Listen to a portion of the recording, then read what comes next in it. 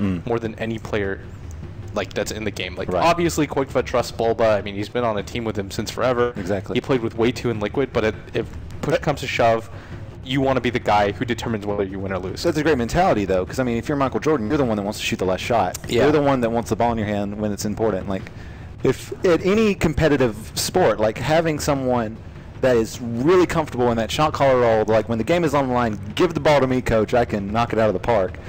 It's a great attitude to have, and Koikfa delivers as well as any other player in that role. Yeah, and that's something you actually just pointed out and encapsulated so well, is that for me personally, my mentality every time I play is that, oh man, all the pressure's on me. Like, I actually have to perform really well, and I think Koikfa actually relishes it. He wants to be that player people talk about and say, wow, Koikfa's a godlike player. Like, he just went absolutely ham. He has a ton of farm. Exactly. He got like 10 kills and no deaths. Right. I think he wants to be talked about as that type of player, and so one more pick to come from each team, and eHug with one last ban. I mean, let's see. Do you think this is a Corlina or an offlane shaker? I think this is an offlane shaker. I think it has to be an offlane shaker.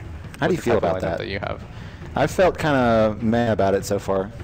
Chinese teams love the offlane shaker, but yeah. So Mousesports, they pick up the Crystal Maiden, and I think it synergizes really well with all of the heroes that Mousesports actually has. Like, it works really well with the Bristleback, for example. He's got a low mana pool. He relies heavily on things like even just the Bassi helps him so much, but being able to have the CM auras a lot, and it's great. I really like the Earthshaker offlane. I think it's one of those heroes that, if you kind of expect to pick a carry that requires a lot of farm, he's good. And as an initiator as well, and Justin's going to actually play the Razor as Infinity's going to be given the Shadow Fiend. International time blitz, the Razor picks have to come out somewhere. I think every international happens. He gets nerfed. He's seen nowhere after TI3, after TI4 happened, and now TI's coming around. You see more Razor. Yeah, I think it's a good hero though against Bristleback, because Bristleback wants to be in the middle of fights. And I think it's one of those heroes that works really well at kind of taking him out of his comfort zone. Right. And probably more important than that, I think that, what is that hero? Alright, I forgot my line. What does he do?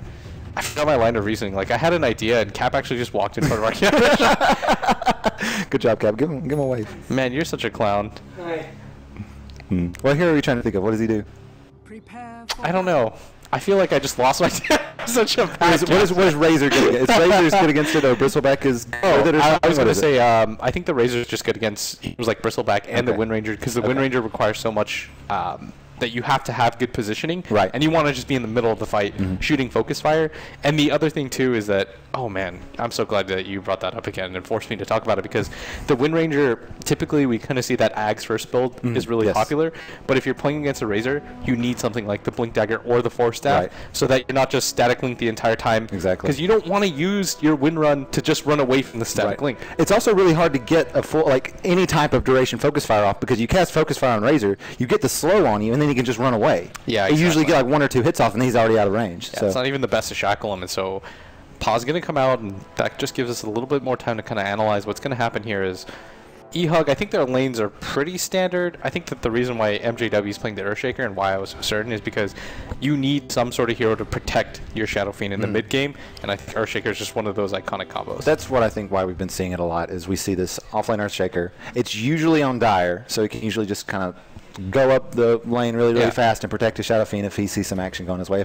If the top laner says calls and goes, oh, the supports are missing, or if he sees that the supports from his own lane are missing, and maybe it's time for the rune to spawn, he'll leave and go check things out and make sure everything's okay for his mid. So he works well in that role. You notice your shirt's like all nice and bright, and mine is dark. I wanted to wear a tie. I have ties here. Oh, really? No one was interested in wearing ties. No, I can't wear a tie for 9 hours. That's not me.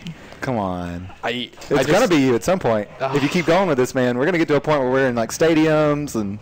It's such a pain.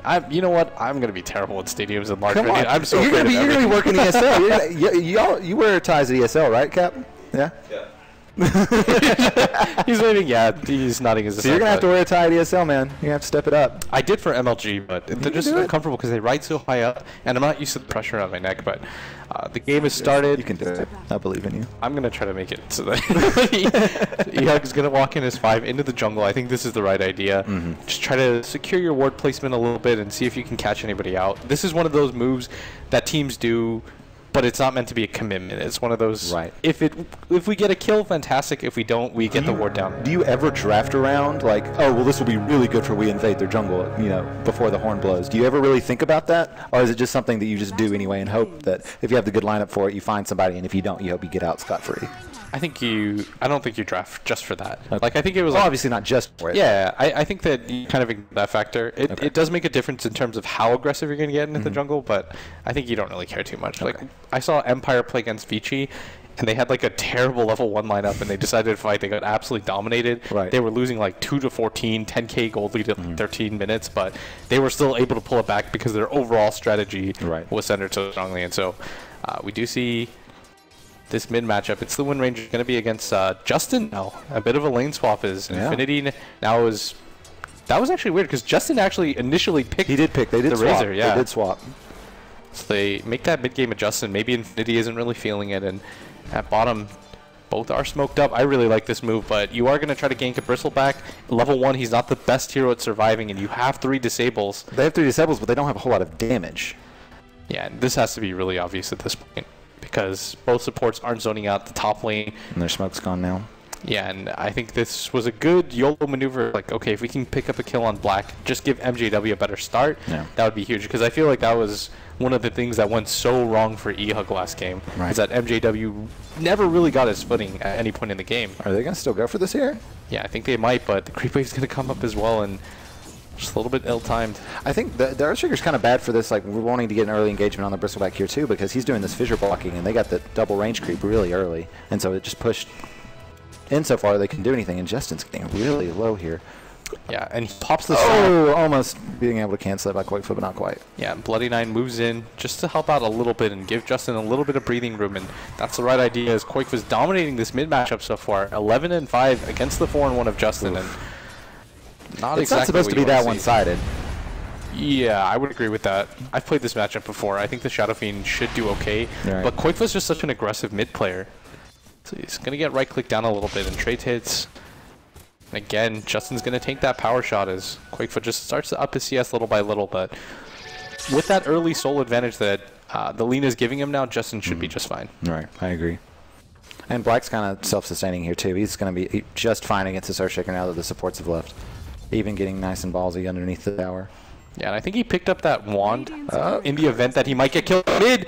DD Lena is able to get the last hit, and that's your bottle as well. And they needed that. They really needed that. As Quakefoot was just doing so well in this mid lane, and he's not even going to have regen varied to him, as Justin should be able to get aggressive as his own bottle is flying in, and Bloody Nine picked the perfect route. What's that attack range up to now? Like 650 from Lena, 625? That was just... everything worked 670? Wow, I didn't know it got nerfed that much. Good lord. It clinks at 625 now, right? Yeah. Cap gives us the thumbs up as he knows so much about Dota, and he's not. I'm supposed to be the anecdotal one. What is this? Dude, you guys are all geniuses. No, that's not completely true. It's the beard. I swear it gives you guys more knowledge. We can store anecdotes in our beards. Yeah, so in this bottom lane right now, they are kind of harassing out Pylai. Looks like he wants to kind of wrap around his Jaw. Looks like a pretty juicy target as the fissure is already flied, and Pylai just kind of waiting for him to get a little bit too aggressive here, but Jaw's going to just kind of wrap around himself as Pylai continues to run. This is like the weirdest cat and mouse game I've ever seen, where Pylai kind of realizes that the Rubik's coming in, and he starts to run out. But I love all these tree changes in the off lanes and near the shops where you can just kind of weasel your way through. Oh, and Rafi might have been picked off here as I think Pylai with the stun. Yeah, that was a weird wraparound, and MJW makes his way down here. He's got his own bottle, and maybe he gets the block off as well. They are looking for it. And at bottom, Pylai does get stunned up, but Black's coming in as well. Pylai's dropping quite low, though. 2 more hits should be able to do it. He's going to play the tree game now himself, and 1 more hit. Oh, Jaw should be able to get the kill. First blood does go the way of Jaw. Both supports are traded, but you're absolutely okay with that if you're getting the first blood. You get the clear kill, you got the first blood. Justin. Oh, and he's getting quite low. He does have a bottle charge up as well, though. He should be just fine.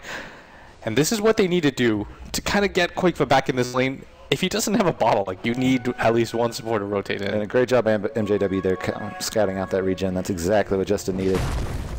Yeah, that's going to give him a little bit more of an advantage in this mid lane, but Quakefoot is actually still doing quite well for himself, as they're doing just fine, and that's a really interesting statistic. Yeah. I wouldn't have expected that. Courier kills have been really an interesting focus lately, especially with that reduced time on the... Oh, and at top, the blind stun is able to go down. Infinity's keeping quite close to Bulba, able to get that last hit off. And, I mean, Bloody Nine with no setup, able to do that. And yeah. Infinity as well, keeping close to that. Bulba can't cog until the last second. And at bottom, Black's getting quite low. He does have six stick charges, so he should be just fine. But, I mean, eHug, they're kind of doing it right now. Yeah, they're putting a lot of pressure on all of these lanes. They're doing a really good job here by kind of letting their supports do their own thing. Normally, this is a combo that kind of has to be together to get anything done because the LSA is not exactly the most reliable stun, but they're doing a great job with it. He's thrown out a couple of just blind LSAs and getting hits and getting work done. So that's the kind of play that they need to make to stay around, and they're doing it right now. Yeah, I think that was something that lacked a little bit last game. It felt like the supports were just stiff. Like they weren't really comfortable, but now they're kind of opening up. They're playing their normal game. They're not really realizing that they're playing Mouse. They're like, okay, we can still beat these guys. Like our lanes are going just fine. And they have a lot of morale boosters. Getting that first blood at bottom, being able to snipe that courier with Alina. Those are the things that add up, and you're kind of feeling, you're saying, this is our game, guys. Like, stop doing it for us. Oh, and he goes for the range creep shackle, but it misses. Yeah, and actually, he's just completely sandwiched in as way too in perfect position. The stun to fall as well, though, and Justin is in position. They get the lift off, and Justin's bottling up as well, and Koikfa is able to get the last hit, and he should be able to get the root as well. No, the Earthshaker's going to get it. Great LSA from Bloody actually Nine. Gets picked off, and Bloody Nine, I mean, man, that's 2 times in a row now that we've seen him with no setup able to land that. He even got another one early on mid on Koikfa. It didn't matter. It was more for just harass. But it's insane. He's thrown 3 LSAs, no setup, and hit them all. So yeah, but Justin does go down. You don't want that to happen to your mid lane. And no. That seems to be the focus so far for Mouse in the last 2 games. Try to set up Koikfa as much as you possibly can. Get him the advantage over the other later and let his mechanical skill take over. But eHug's doing a good job of getting rebuttal kills this game. That's something I felt that they lacked, is that they were stagnant in their movement. They let things happen around the map. Like how many times react to them? Exactly. Like how many times did Infinity die without really any sort of response? Exactly. Now they're seeing where the supports are, where they're moving to, where they're missing from, and where they can take advantage of the gap in a way. Yeah, and so 3-man rotation up at top. This has just been a very active game from the supports. They're just constantly moving. Yeah, they're setting up for a lot of... Oh, barely missed. Hook shot's going to miss, and that should alert Infinity to the fact that people are up there as well. As Justin's just going to farm out the jungle, just ping this area out, and he should know that the supports are off. And he's going to farm out the jungle for a little bit at least. With the type of lead that Koikfa's had, with just the amount of rotations and pressure that Justin's had this game. As Pylai starts to make his way over, as does the Crystal Maiden. They know that he's in the jungle. This is the one thing that SF is going to do, but he spots it out. Immediately going to start running Good away. Path from Justin. Because he could have gotten a little too scared and went northeast. Yeah, the south, and he would have probably ran into Pylai there. So that was very smart. He 100% would have died in that situation. As MJW, he's getting quite low, and Black's starting to chase him out. He might go into the tower for this unless there's a TP, and there is. Yeah, and MJW looks like he kind of wants to turn this around. He does have the Echo Slam available, and Bloody Nine did TP at bottom, but they shouldn't be able to get this kill, as it just decides to turn into daylight. He sees this coming a mile away, and he's going to stick around at bottom, but he is quite low, as Justin now, this is the safest place in the world for him. If people start to get aggressive in your jungle, just get aggressive in their jungle. Exactly. Oh, and at bottom, Bloody Nine looked like he wanted to set up for it, and here he goes. Stun to fall, and it lands. The nuke is going to come in from the Rubik as well. Good stick charges. Oh, and he does get baited out, and he doesn't have enough mana for this, and Koikfa looks like he wants to kind of go for the turnaround. TP's into this bottom lane, but just kind of there to make them scatter, as he does throw the power shot, and doesn't land on MJW, luckily for him, and a rotation from both teams as they kind of just trade hits and walk away clean. Magic Wand's a pretty good item. It is fantastic on a hero like Bristleback really especially. Good. Like, I think the Rubik had an opportunity to go for the lift or the nuke, but he thought, okay, I'm going to get we're just going to kill him with right clicks, and then the last second stick charge comes in. Hey, handsome. How you doing? How was your game? It's still going right now. We're casting live right now. Alright, so Colorado guy we're talking to Colorado. We're just having conversations about these games right now, though. Can I make BTS jokes? Sure. I was about to say, I would love to make fun of BTS. It feels like I'm on BTS again with just the lack of professionalism and cockiness that's happening. Yeah, that's what I want. I want those flames out. And middle lane Pylai Day just manages to pick up a little bit more farm, as I am the one that stays on track in this game. as Colo Guy tries to throw me off my game. You're a paragon of professionalism. That's what I'm known for in this scene, and everybody from BTS is coming in now to mess with me. But this bottom lane, the creeps are stunned up as well, and Black, I mean, he's been doing a good job. He's been left relatively to his own devices. He's getting out-farmed by the Razor, though. So tell me more Korean urinal jokes. Korean urinal jokes? No, I'm not going to... See, I'm going to keep on target. You try to throw me off my game, but I bounce back in. My Join Dota roots. Cap's staring at me. He's giving me the thumbs up, telling me everything's going okay. So who do you favor on? Do you think eHug is in the lead for sure right now, or do you think Mouse is in a position to come back? I think it's too close of a game right now that it really doesn't matter too much what kind of lead you have, because the team fights, especially for both teams, like they both got such heavy team fight lineups that I think that will determine more. I think that the first team fight, eHug has to win that team fight field to be in this game. Like they're the underdogs pretty heavily, and so from a mentality standpoint and like a mindset kind of thing, it's like, okay, we won the first fight, we've got the lead, we're kind of doing it. I think it's absolutely crucial. And at bottom, Bloody Nine does get shackled up, but the stun does fall from the air shaker, so this should just mean kind of let's walk it off. Ordeal is at bottom. They're still going for that tower, and Quakeva gets chased down. They're in a position to deny this, though, if they can, and they're going to back off. Mousesports is just going to let them get the deny. Yeah, you don't want to play the positional game against an Earthshaker. Like if a TP falls in as well, things get a little bit tricky, and I think the map control was more important to them than actually getting the last on the tower anyway. Yeah, exactly. And now Way2 kind of taking Pylai Dai's role as he comes in and decides he's going to take a little bit farm. The max aura build, is that, you think, definitely the right move when you have a Bristleback and a Wind Ranger here? I think if you're against heroes like Razor, you know, and you're playing against an SF, for example, who's going to get a BKB early, I think that I don't like when CMs have to play that aura. Kind of like, I'm going to be the global presence with my aura, and that's my contribution. But it's not really an aggressive game because of the type of heroes that are involved. Like, it's a Razor, Shadow Fiend, and an Earthshaker. Like, those aren't here easy. It really enables the Wind Ranger's farm as well, because she's a hero without a natural, farming mechanic. So being able to, just power shot down creeps and waves is really nice for her. Yeah, they wanted to get aggressive on Bloody Nine and Black. Are they blocked off? No. Pylai Dai should be able to get out of the stun to fall, but unable to catch him. And at this top lane, they are able to get Infinity with the help of 3 different ultimates that fly. And this top lane should go down as well, as Mouse kind of start to on things in the bottom. Black does go down as well. Caught out. And that's actually a huge trade for eHug, because it would have been pretty demoralizing to lose 2 towers in a row. Lose a hero right there, your carry, and then not get anything out of it. But you said it before, this is what eHug is doing a good job of, responding a lot better than they were in the first game. Like, when Mouse looks like they're starting to, get ahead and really take control of the game, eHug finds a pick-off, they push well, they take an objective that just helps them stay in it. If not stay on top of the game. I'd say, like you said before, it's pretty even at this point. Yeah, they're finally going for tower. That's something we didn't see last game. And that's something that I want to point out as well, is that before they were playing reactionary Dota, and now they're making the aggressive moves. They're actually starting to make stuff happen around the map. As this bottom tower, Pylai Dai throws out the stun, isn't going to land, and MJW, the stun just misses the block, and they aren't going to be able to get aggressive on him, but he's actually getting quite close to his Blink Dagger. Justin picks up that mechanism as well, and this does indicate that they want to be able to fight. So who on Mouse is going to build a mech this early? And Clockwork Hook is to land on the Bloody Nine, and he's actually doesn't have any sort of responses. eHug starts to TP in. Might have to back off here with a creep wave and the TP though, so they will be able to save the tower. Bloody Nine giving up his body to save the tower, but he definitely didn't expect the Clockwork. No, he did not.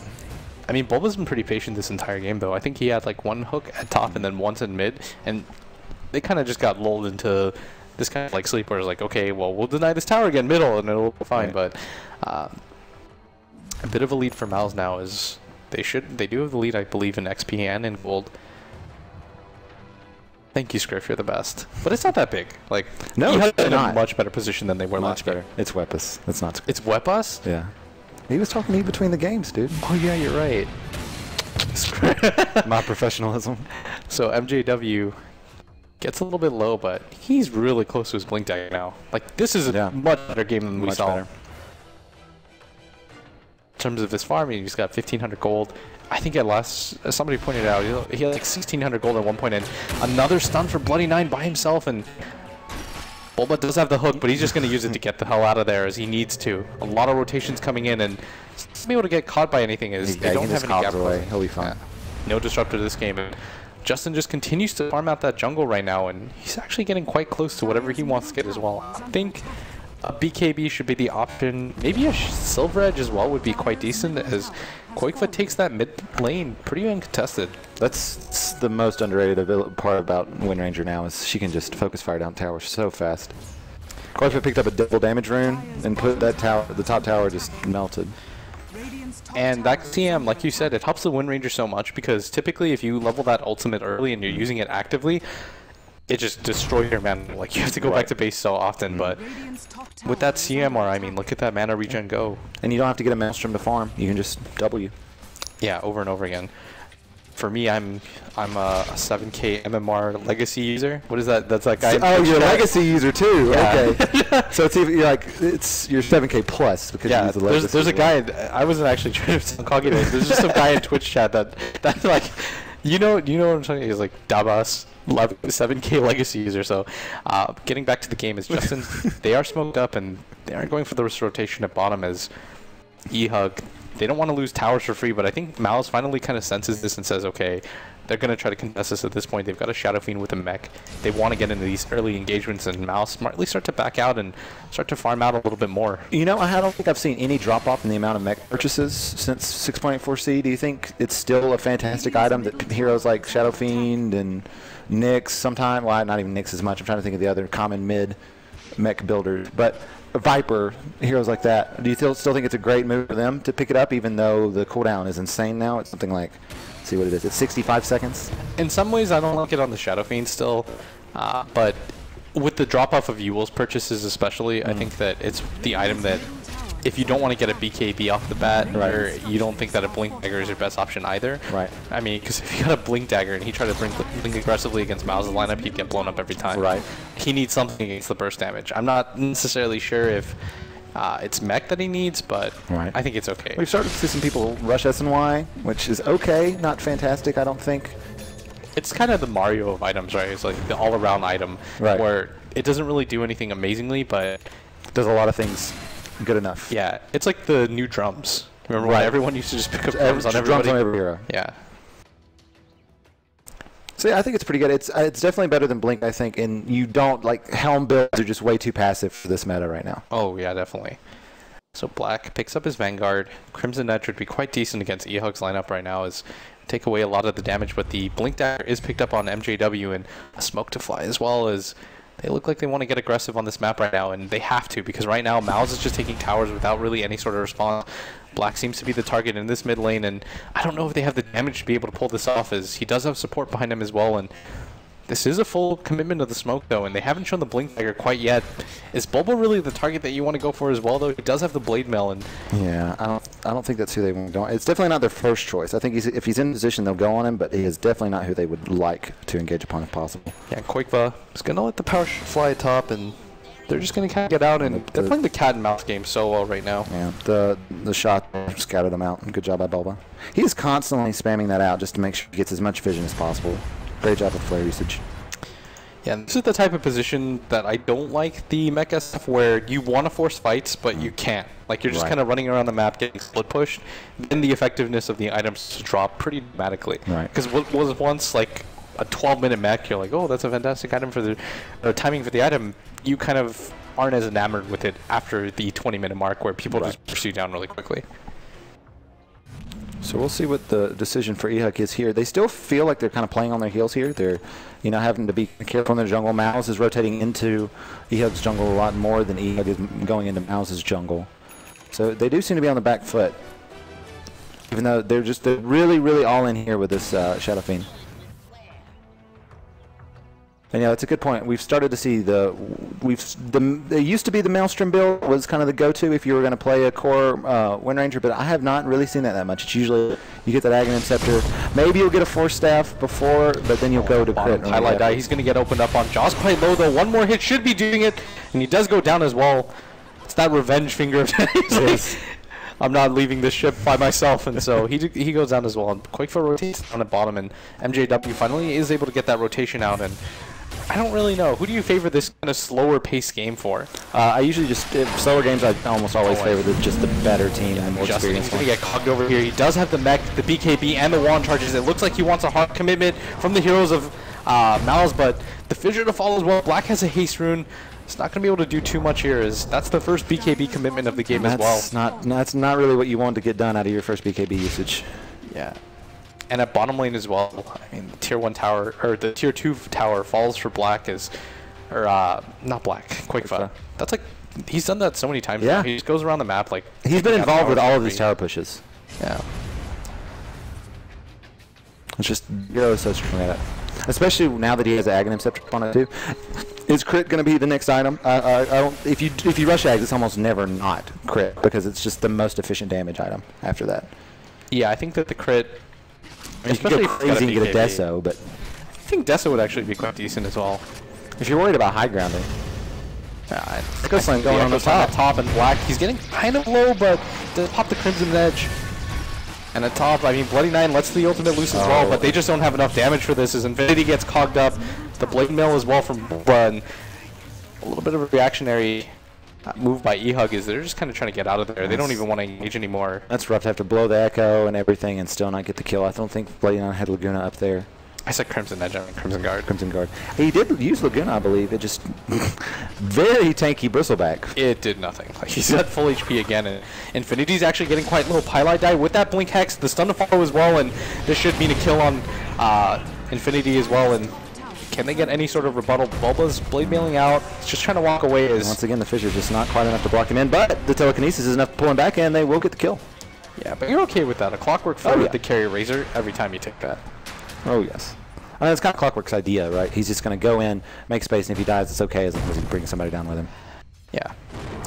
So, again, I mean, the one thing I'm a little bit afraid of for eHug right now is how much of a commitment you just made for Black and how little of a dent that put in him. I mean, look at the ward covered right now for Mouse. They have 3 wards up in their enemy's jungle. Like, they have so much more control over the map. Despite the game feeling pretty even in terms of farm and kills and everything that's going on, Mouse is just showing that their support duo is so experienced and so talented and able to control this map.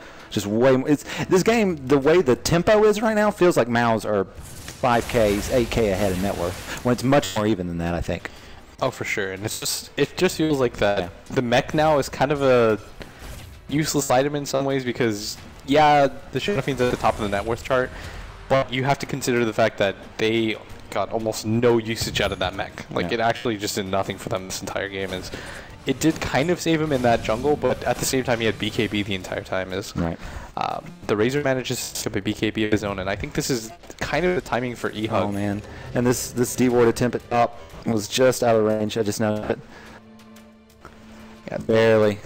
Oh, that hurts so much. Things are starting to kind of go the way of Mouse now. If your sentry wards are missing as well, and you can't find any of the wards, I think at that point it's like... They got a single D ward off, but it was off on the enemy sentry. So they got 1 sentry, but missed the 2 observer wards, unfortunately.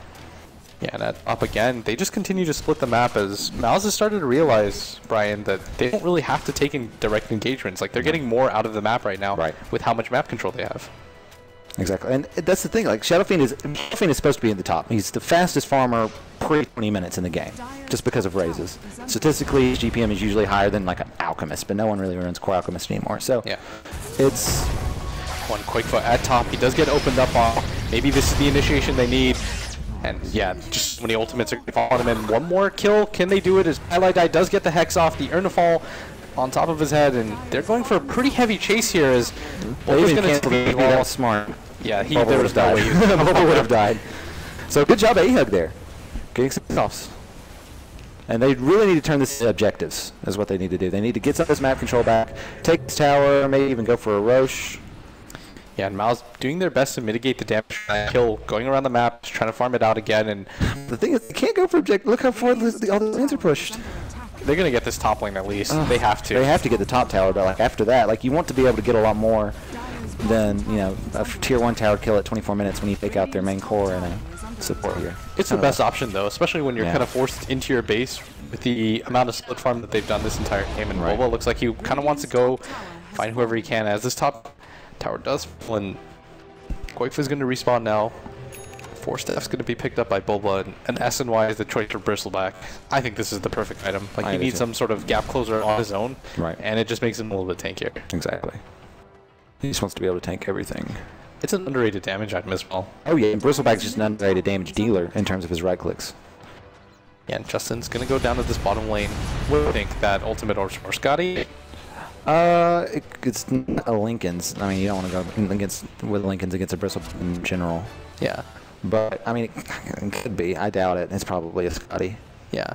He could get a Manta, but I don't know if Manta's the choice here. Manta's not the choice this game. Yeah, because if you get hexed up by the line, you need some way to tank because Quickfoot's just going to jump on top of you, get the focus fire off. It's hard. I mean, you can Manta Shackle Shot if you're fast enough, but that's really the only thing. You can Manta dodge even, so I don't really see the value. Yeah, and in this top right now, Bloody Nine, they're all just kind of running away now as you kind of start to see things get a little bit stronger for Mouse. Is if you're able to kind of chase people out of their own jungle to farm over on the right side of the map, it's a little bit difficult. So it looks like Mouse just really good job of staying aggressive and being ahead, but not so well when they're kind of in this position. But I would say they still have control over the game. I think if they were playing a team a little more experienced in the eHug, they would feel a lot less confident. But even though they're kind of dealing kills, the net worth is pretty even. Last time we looked, it was 4K. It's probably similar now. But eHug is making the smart decision here by forcing some aggression. They've won the last couple of engagements. Now they really need to do something or take an objective. Yeah, and the Clockwork Rocket does fly because Bulba doesn't see anybody on the map. They're just going to wait for this flow to run out. They've got a good Roche lineup, though, with the Shadow Fiend and the negative armor that he has, and MJW gets a stun off as well. And it's underrated damage, but another Rocket Flare to fall. Are they in position, though, to contest? I think that they are okay with this happening. In all honesty. They're just farming, like, every single lane.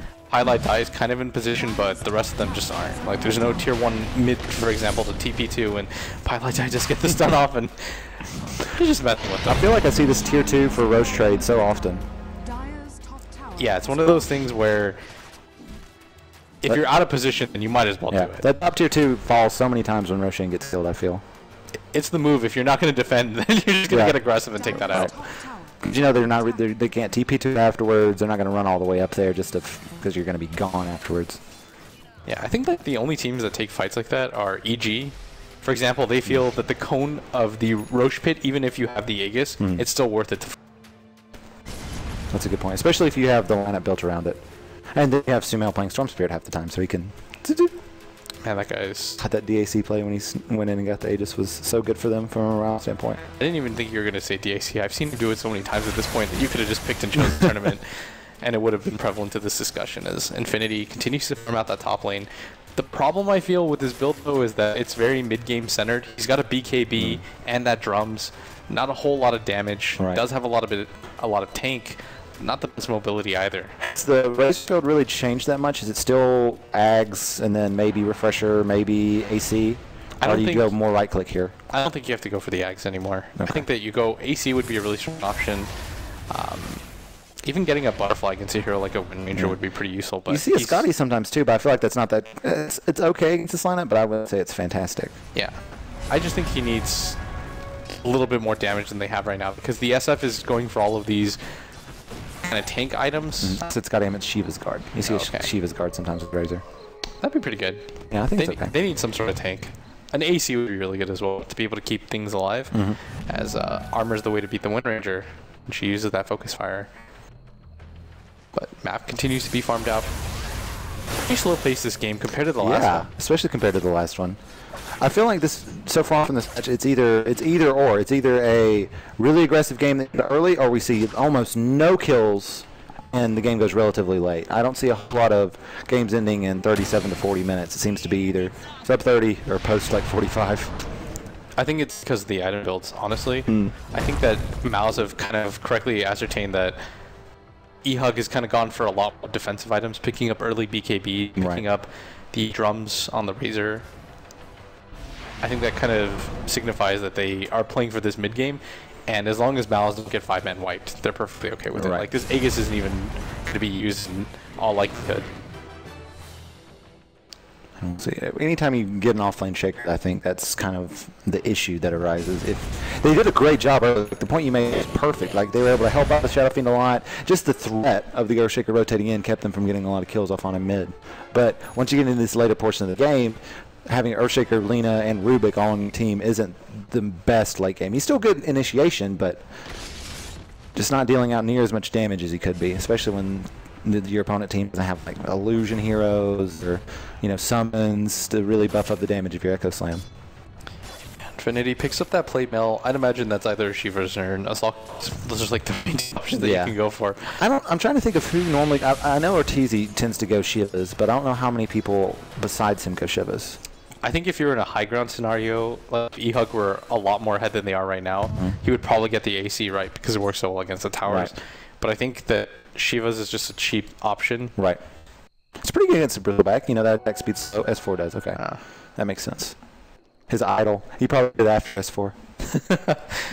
Justin, in this mid lane right now, he's got a lot of farm, though. He really does. Like, he's picked up a Scotty on top of what he already has with the mech and the BKB, and it looks like this is the timing right now. eHug has kind of said, okay, enough is enough. If we keep this game going at this pace, they're good enough players to realize this isn't what we want. Like, the game is kind of slowed down to a halt. They've got a lot more farm. They're kind of at their power peak. Yeah, exactly.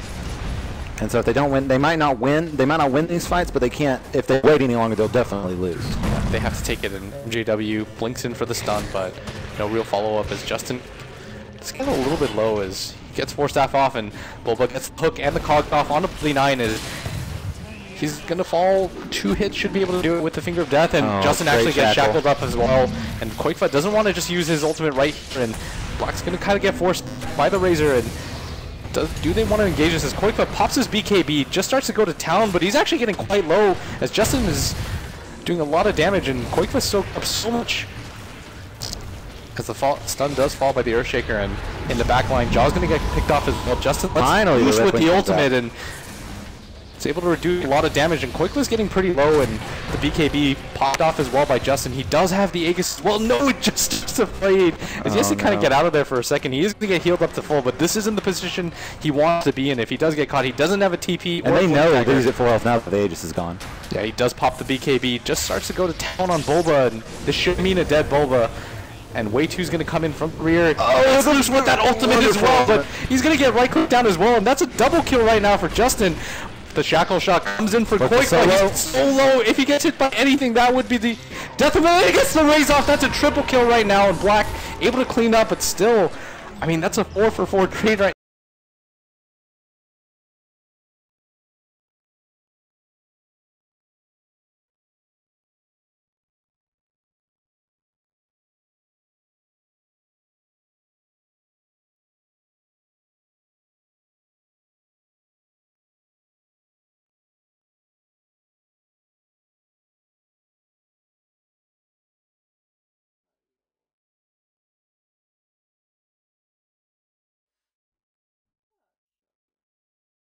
Fight.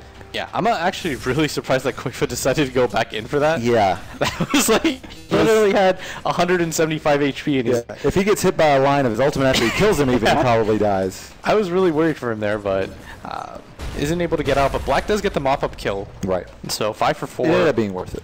Yeah, I think that's worth it for Mouse.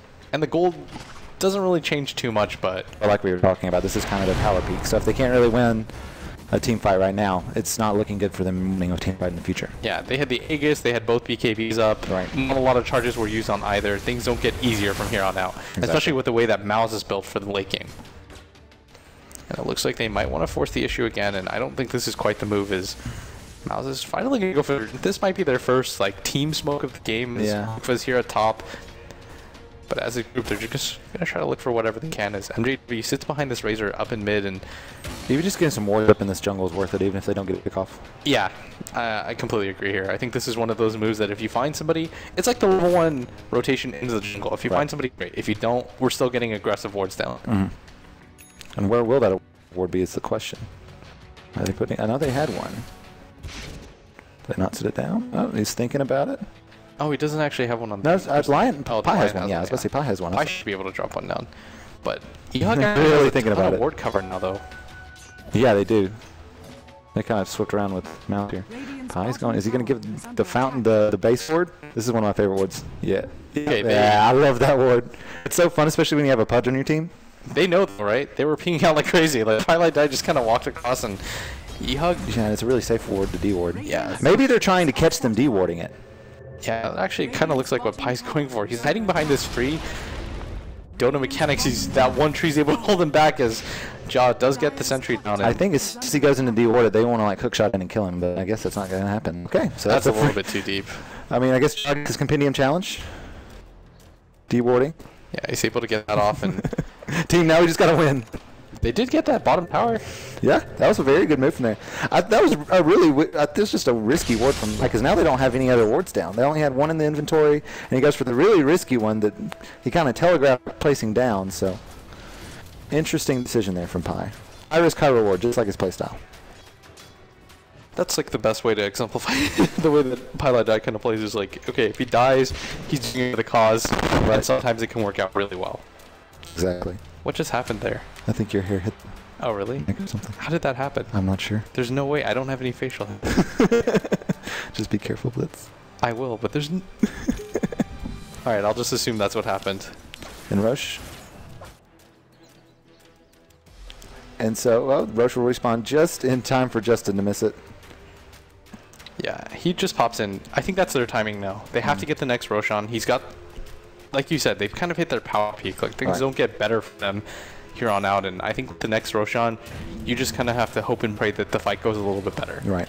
It felt like you said Mouse kind of just pecked repeatedly at them until the fight was over. Right. They have to avoid that from happening. But at the same time, if you're eHug, you don't have the best way to keep up. Like, you've got the Earthshaker, but that's your own real gap closer. Your Razor doesn't have the best way to do it.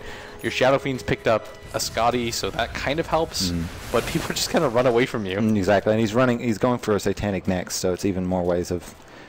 It's important for him if he's can stay close and they can force a fight, but if they do that, you know, poking, peeling away, and doing that and kiting the Shadow Fiend, the Satanic's not going to do a whole lot. Yeah, and it's going to be an AC for Infinity. I think he realizes that they just don't have enough damage, and that he needs something a little bit more offensive than the Shivas. Agreed. So a little bit of lag from both sides. A little bit of Kale. Not both sides. I misrepresented that. 29 is lagging right now, and Way 2 saying ready go. They kind of want to hop into things as players from eHug start to disconnect, starting with Justin. And I think eHug's in an okay position, but it's not the one you want to be in. No. I think this is the best they could ask for against a team like Mouse, but obviously...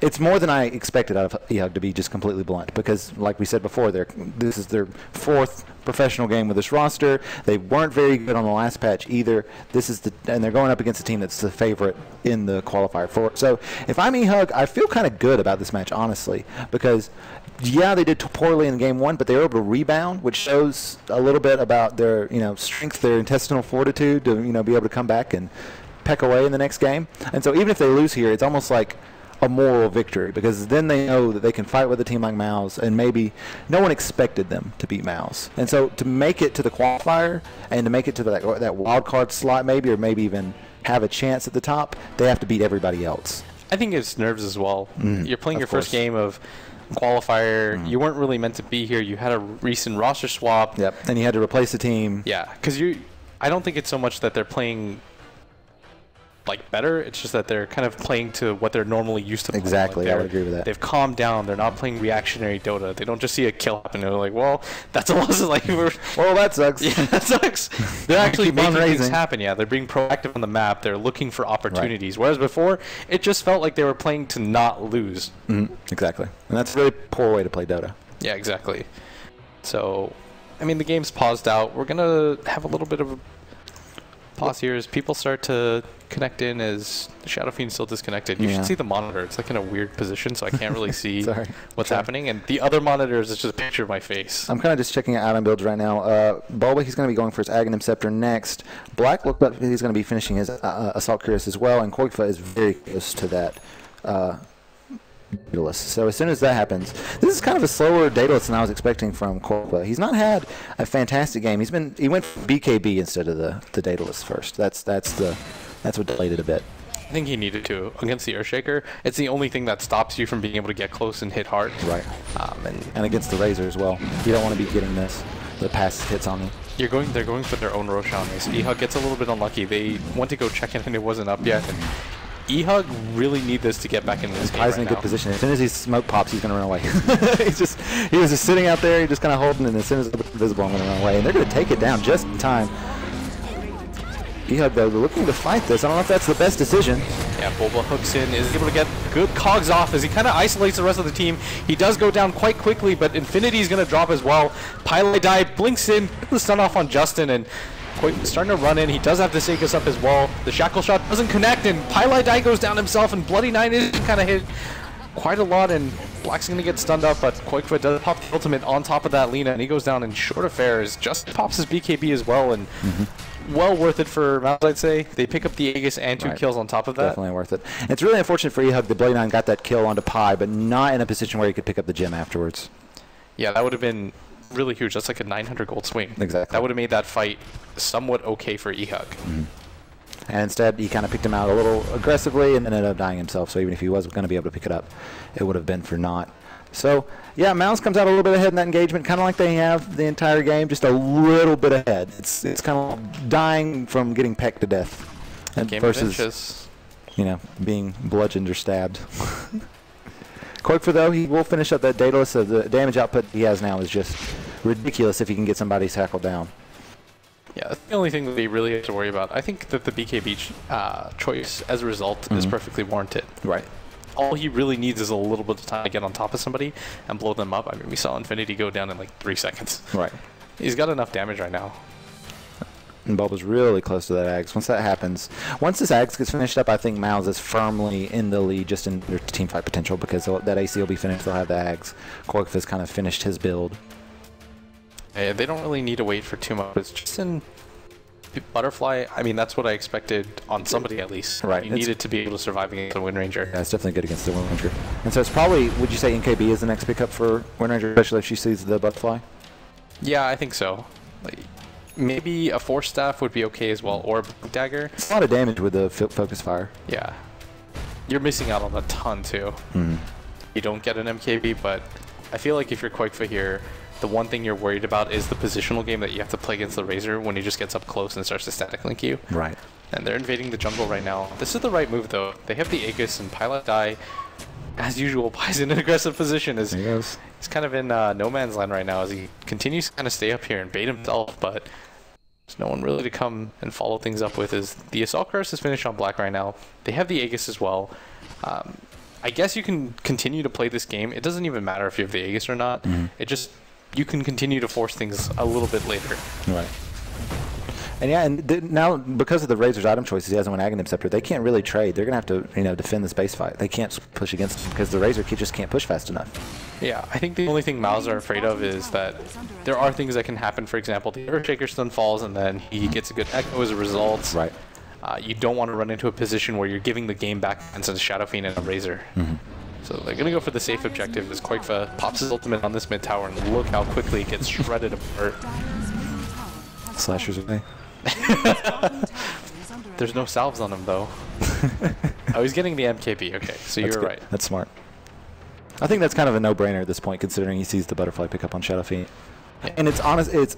I think on its own, it's the second most efficient damage item to get after you get your eggs on Wind Ranger. What if Justin next level mind gamed him and then made it an E-Blade instead? Oh man, I miss Dindy used to go blink E-Blade on Shadow Fiend, and that was some fun photo to watch. Yeah. It's still probably okay though. It gives you a lot of attack speed. The damage is still okay for edgy heroes. Right. And of course, it gives you armor as a result of having that agility. It's just that the nerf to the projectile speed ended up nerfing heroes that weren't morphling more than an extra morph for the E-Blade carriers. You want to be able to, you know, E-Blade and raise, but if there's the projectile time, it's a little bit harder to set that up afterwards. It's not even that helpful either, since Black has just got a BKB. He's going to pop it in the middle of the triple time. Yeah, it's definitely not good this late. Definitely not good this late. Yeah, they just farmed out the jungle, and I think this is the correct decision again. It's not the most... it's just tense, because both teams don't really want to lose the game at this point. Right. Like, it doesn't feel like either team is really playing to win so much as they're saying, okay, let's not make any mistakes here. Let's wait for the other team to mess up. Well, it's like we said before. If you have playing this way, I think they just lose. Yeah. Death by 1,000 cuts, man. Do you feel like in this position that they should just go for it? They have to. Yeah. Because even if you feel like the chances are that they don't win the fight, it's still a better chance than if they stick around in base and just clear waves and be passive, because their lineup just isn't as good late. Yeah, that's when you start to see supports on Mouse get farmed. Right. Bulba picks up another item or two, and the lead just kind of starts to wind down a little bit. Like, the Clockwork's only 4K behind the Razor in net worth. Exactly. And the CM's doing as well as Earthshaker is, who started off in the offlane, so that's pretty telling. Way2's actually had a really, really good game on this Crystal Maiden. I think he's been really, really, like, he just throws his ultimate whenever he can get, needs an extra 200 damage on a hero to get the kill. Yeah. Which is smart, and now he has the BKB. Interesting decision as we see it. Oh man, an unfortunate hookshot from Bulba, not quite hitting the mark as MGW will saunter away unless Pi picks him up. The Echo on one. Jock comes in as well, but this should just mean Jock goes down, and this was a good rotation, but Infinity from the back line, he's got the static link going, and Pylai Die should go down in short, but way too sexy, dropping that ultimate down with that BKB, third isolated. MJW is going to go down as a result, but Way2 should drop as well. They just need one more hit off of them, and a good trade for eHug. Yeah, and Jock did great. He immediately BKB'd as soon as that CM ulti came out, and he was able to get away with his life, whereas the Earthshaker wasn't. Wait, he BKB'd? No, I'm saying TP'd, sorry. Oh, okay. I was like, TP'd. He has a BKB as well? He does not have a BKB, sorry. This is the craziest support from game in the game. For this game specifically, for Crystal Maiden, do you think BKB is a better choice over Glimmer Cape? I think so. Ultimate, just because of the longer duration? I mean, there's so many stuns. They're going to have... They should have a gem at this point as well. I don't think it really matters. Yeah, I agree. The Glimmer Cape would be helpful, but having a BKB, what's better than having magic resistance? Right. Or magic reduction, magic resistance. Right. So Bloody 9, is he going to be able to get out? He's going to try to Yules away. He doesn't have a TP, but I don't know if Blackheart commits for this. The rocket does fall in, but Bulba's so far away. Yeah. And again, they continue to play this split push game as both cores always split up, not really looking for a fight just yet. I think they're just trying to extend this game for as long as they humanly can, so that there's zero margin for victory for eHug. So even if they lose a fight, Mouse are still in a commanding position. And that's a sign of experience from Mouse to have the patience to do that. I think older Mouse, or maybe even older Liquid, or really old Mouse with Koikfa would have maybe pushed the issue a little harder. They would have just gone for it. You're definitely right, but I think if you have two hard farmers in Black and Koikfa, the playstyle is your this is the type of game you prefer. Right. Like, things are slowed down, your cores are split up in farming, they're not really being pressured. You've had majority control of the map for a majority of the game. Yeah, exactly, and Black's starting to actually do a lot of damage now. Oh yeah. What's your fifth item here? Abyssal Blade. Abyssal. That's pretty smart. I think you need it. I think it just helps the most in terms of damage. With the attack speed you have as well, the bash is going to be really relevant. Way2 is so farmed. Oh yeah, he's got Boots of Travel now. Just casual Boots of Travel pickup. This is the type of player he is. The guy just farms a lot. CM is such a good hero for it too, because you can just be wandering in between lanes when you don't have a Shadow Fiend, you don't have heroes that are that caught up in farming the jungle as efficiently as possible. Oh, and Bloody Knight gonna get the stun off, but 3-shot it right now, and Pylai Die does get taken down, and Bulba gets fissure blocked as well, and Bloody Knight's getting quite low as the Frostbite comes in as well. Koikfa able to clip him with that power shot, but Bulba's getting just beat on right now by Justin. And great job by Bloody Knight throwing out the SA before he died, though, to get the final stun on Bulba. That was the revenge, like, I'll remember this. You're coming with me. He falls into the grave right now. And eHug just missing out. Is that the reveal of how much longer we have, Roche? Okay, no, that's just the reveal. Okay.